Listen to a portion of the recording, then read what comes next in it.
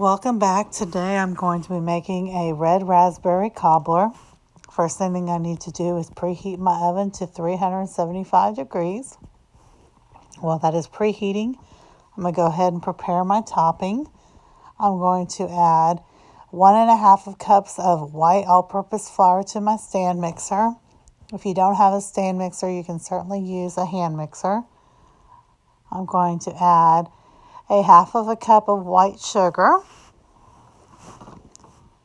And then I'm going to add 1/2 teaspoon of salt. And I'm going to add 2 teaspoons of baking powder. I'm not using baking soda, I am using baking powder, so make sure you use the right thing. And then I'm going to go ahead and attach my whisk attachment. Once that is attached, I'm going to cut up 1/2 cup of butter, which would be 1 stick. I'm using unsalted butter. If you choose to use salted butter, I would just omit the salt from the flour. And then I'm going to add 1 teaspoon of cinnamon. And then I'm going to drop it. I'm going to lock it, and I'm going to turn it on low. I'm going to let this mix about 5 minutes. I want it to get nice and crumbly. I want the butter to break down. And I'm going to spray a 2-quart baking dish with nonstick spray. I'm going to add 6 cups of my raspberries. Now I'm using frozen ones, but you can use fresh. These are ones I bought from somebody locally and froze. I'm going to add 1 cup of white sugar. And I'm going to get my other 1/2 cup added. This is not an overly sweet dessert either. And then I'm going to add 1/2 cup of flour. This will help thicken up the juices.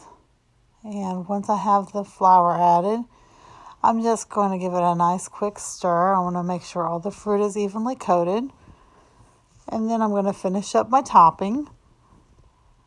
I'm going to add 1 egg to my stand mixer. I'm going to keep it running. And then I'm going to add a teaspoon of vanilla. And I'm actually not measuring this, I'm just eyeballing it, but you want to add about a teaspoon. And I'm just going to let this mix about another minute or so. I want to make sure that it's nice and crumbly, everything is moistened, and it smells really, really good, by the way. So I'm going to take that off, shake off the excess. I'm just going to give it a quick stir to make sure everything's coated. And I'm going to put this on top of my fruit. I'm just going to spread this with my hand. I want to make sure it's evenly coated. And this makes this is the best cobbler. It's so easy, but it's so good. And this is what it looks like prior to putting it in the oven. I'm going to pop it in the oven. I'm going to let this bake for about 35 to 40 minutes. I want it golden brown, and I want the juices to bubble. And that's what it looks like. It's a beautiful cobbler, and it tastes great. You can also substitute blackberries or blueberries if you'd like.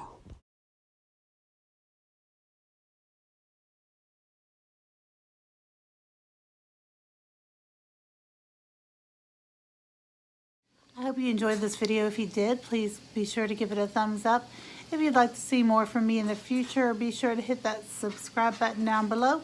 I'll be posting 3 videos a week, 2 cooking and baking videos, along with 1 randomness vlog.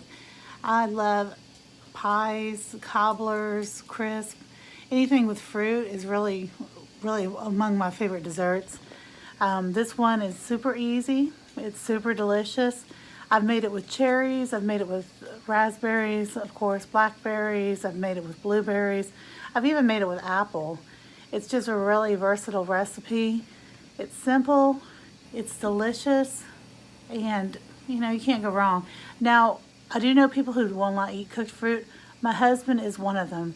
Very strange to me, but there are a lot of people out there who don't like cooked fruit. I guess it's a texture thing for them. But me, no, love it. I'll take a pie over a cake any day. I have just about 3 or 4 cups left of my raspberries, and so I'm going to be making a raspberry lemon bar. I'm very excited about this, so when I get that done, I certainly will be uploading that video here in the next couple weeks. Anyways, I hope you guys have a great day, and remember, not every day is good, but there's always something good in every day, and I will see you next time.